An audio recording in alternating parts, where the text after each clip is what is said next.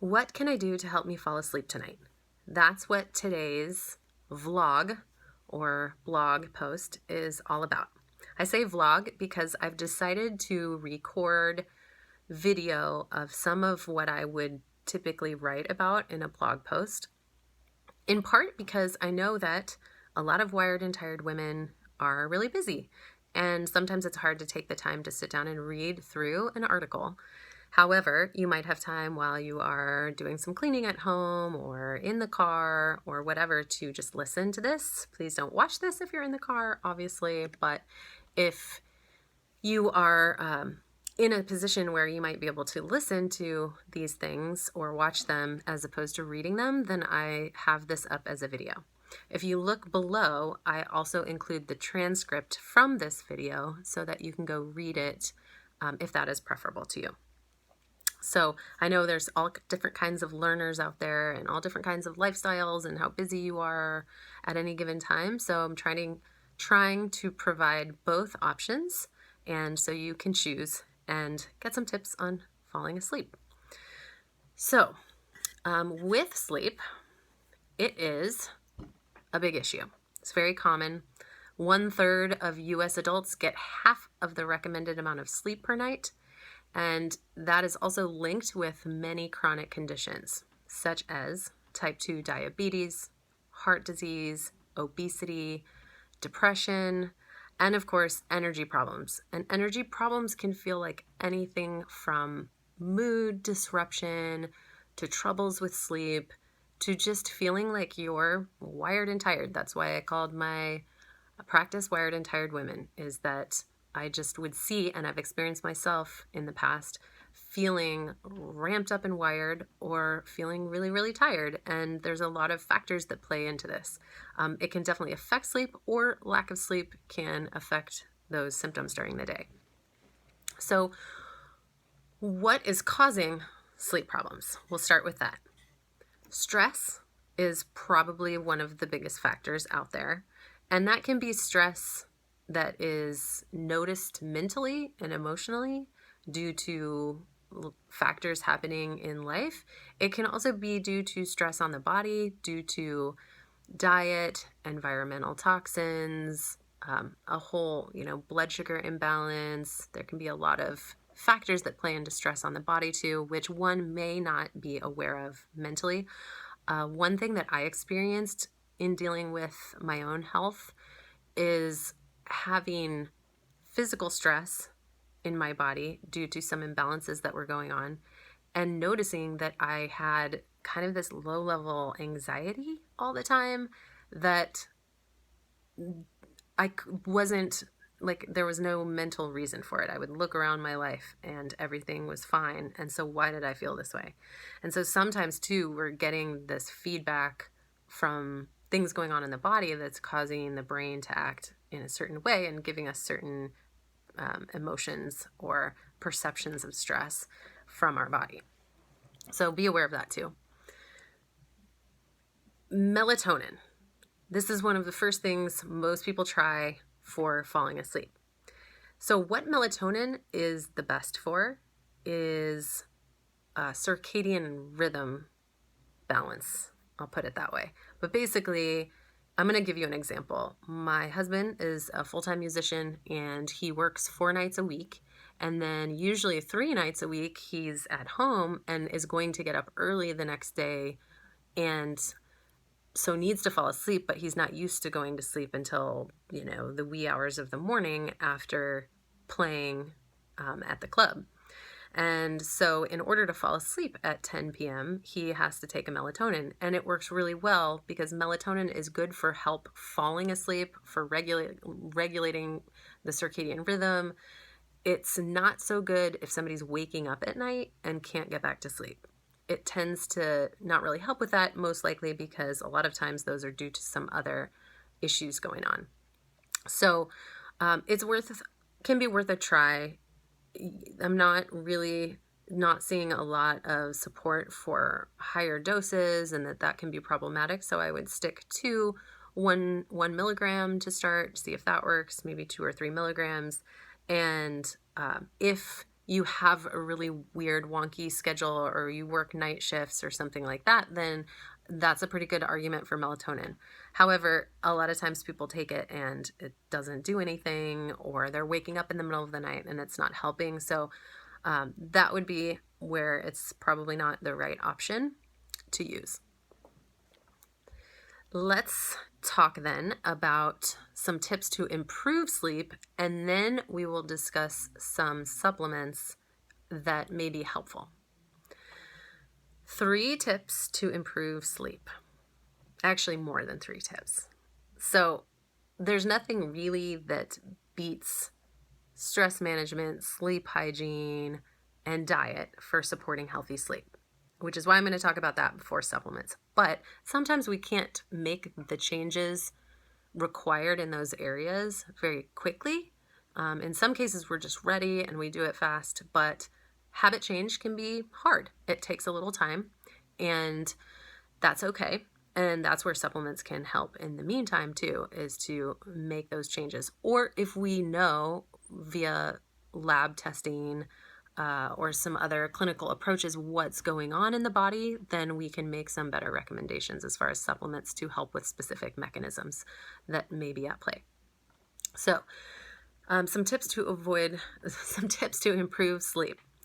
5 to 10 minutes of meditation before bed. I swear by this myself.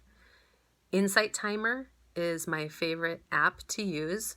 You don't need an app. You don't need anything like that. I find that as a mom and as someone who's working with people one-on-one a lot, that just having someone else talk to me and provide a guided meditation is very rewarding and feels, it makes me feel sort of cared for, which is nice, but it's not necessary.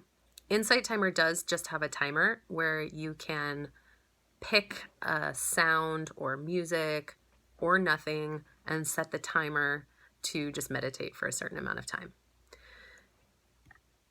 If you're not so sure about meditation, there's other options. Depends on what you do that you find calming and relieving.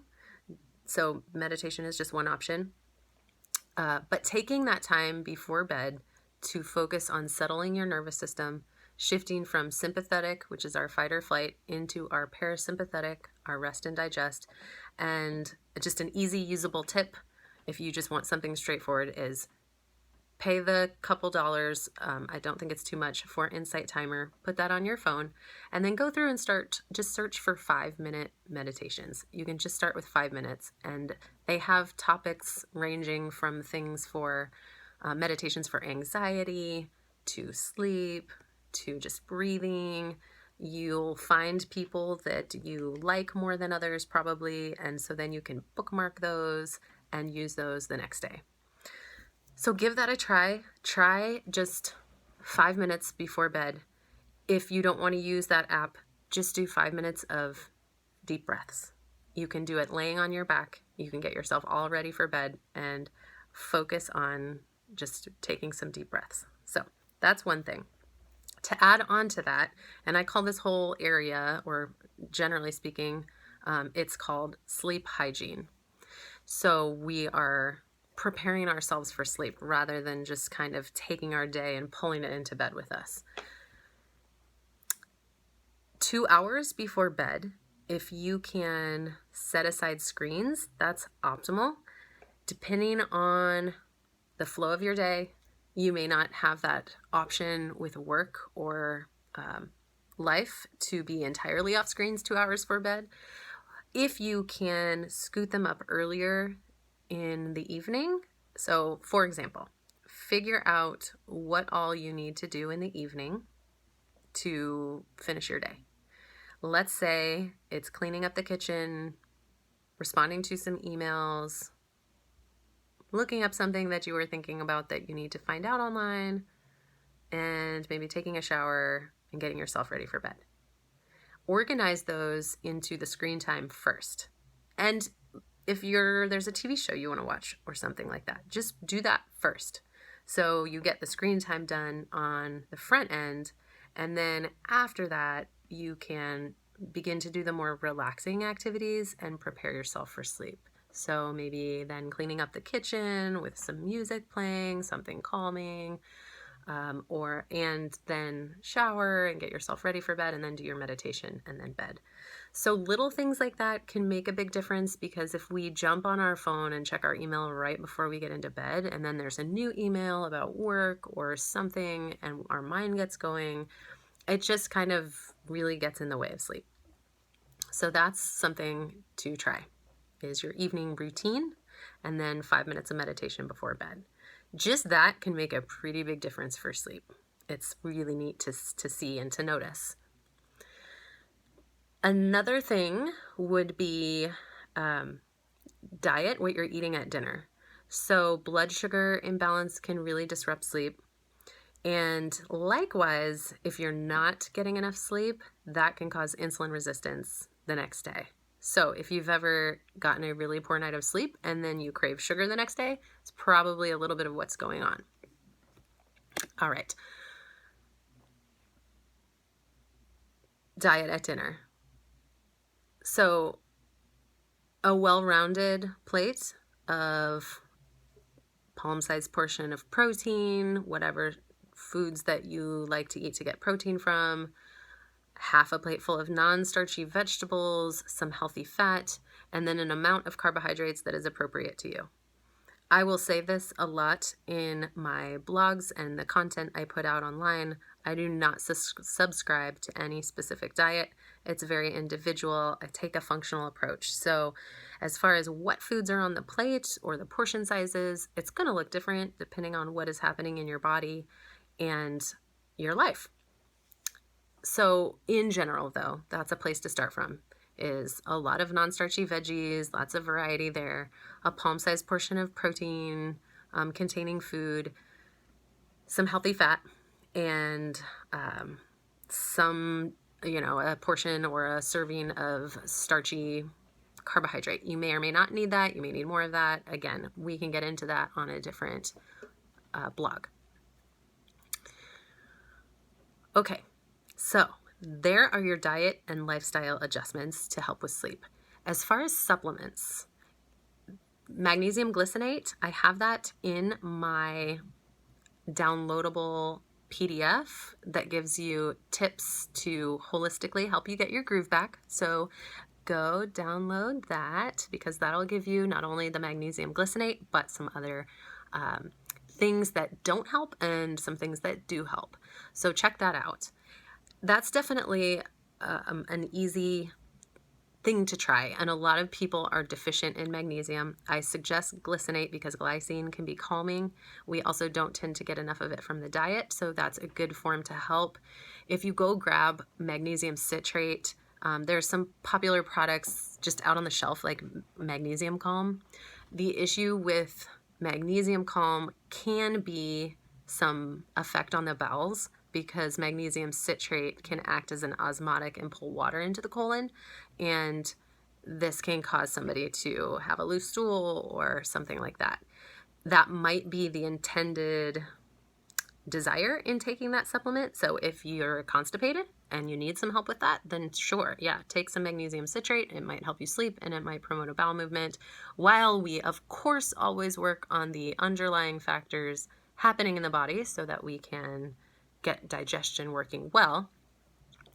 So that would be an argument for magnesium citrate, and then magnesium glycinate shouldn't have that type of effect on the bowels and is a good option for sleep. So you can give that a try. A lot of people are deficient in magnesium. It's involved in vitamin D metabolism. It's involved in a lot of enzyme reactions in the body. It's involved in bone health, brain health, muscle relaxation. We use it in our muscle cells with calcium to contract and relax the muscles. So I could go on, but magnesium is a big one. If we're low in it, we definitely want to make sure we're getting sufficient levels of magnesium.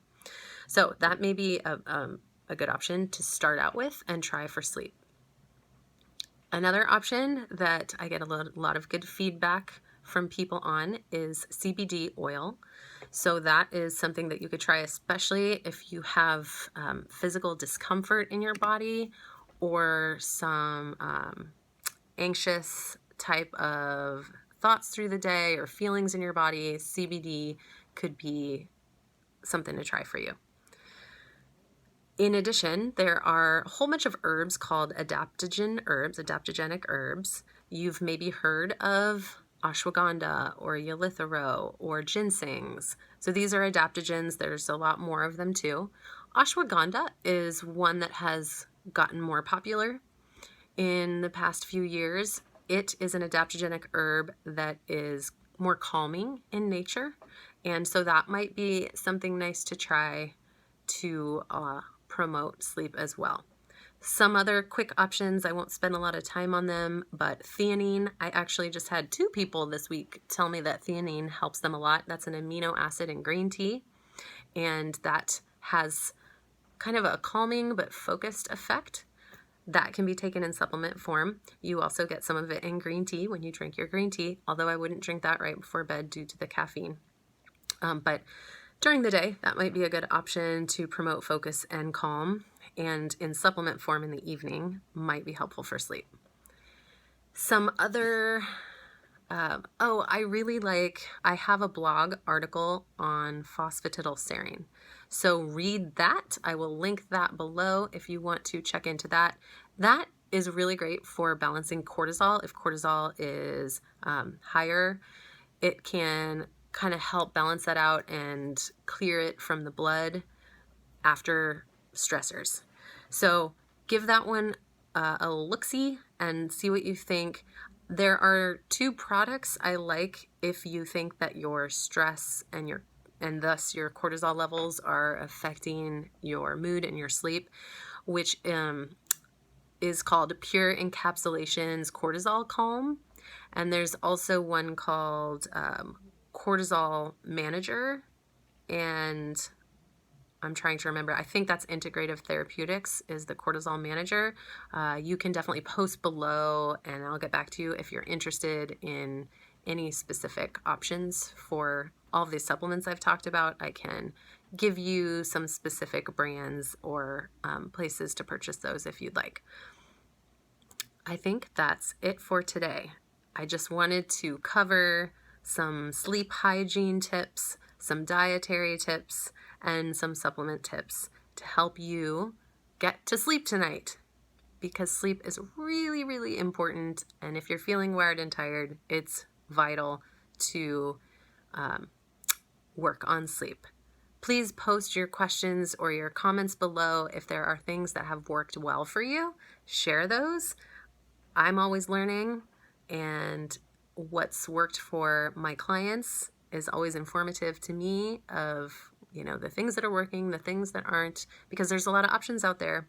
And always remember that everybody is different. So what your family member or your friend tells you that will work for you because it worked for them may or may not. And one of the things that I do, the main thing I do in my practice is to look for underlying root causes and what is going on in the body so that we can make specific dietary, supplement, and lifestyle recommendations that make sense for you as an individual. Send me your questions and have a lovely, lovely day. Thanks.